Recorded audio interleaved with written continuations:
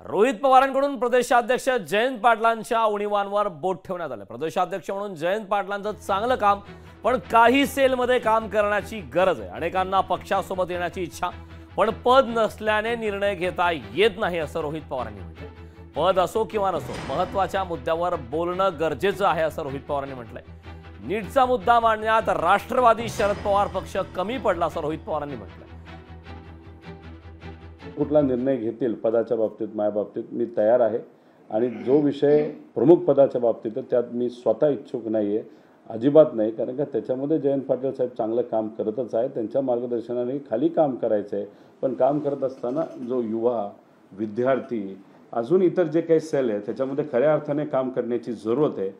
माझं एकच मत असतं की पद असलं काय नसलं काय, एखादा मुद्दा जर महत्त्वाचा असेल तर त्याच्यावर लगेच बोललं पाहिजे।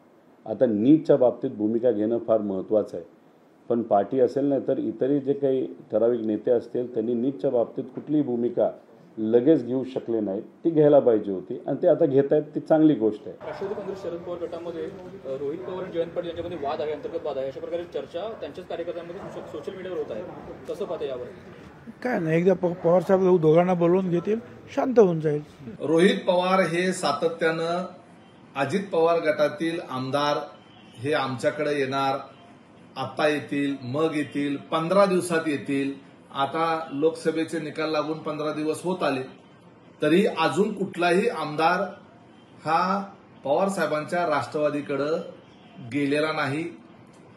रोहित पवार हे फक्त त्यांच्या कार्यकर्त्यांमध्ये एक आशादायी चित्र निर्माण व्हावं आणि प्रत्येक मतदारसंघामध्ये आमच्याकडं आमदार लढवणुकीची निवडणूक लढवण्याच्या करता कशी रांग लागलेली आहे हे चित्र दिसावं म्हणून आत्मविश्वास भरण्याचा प्रयत्न करत आहे।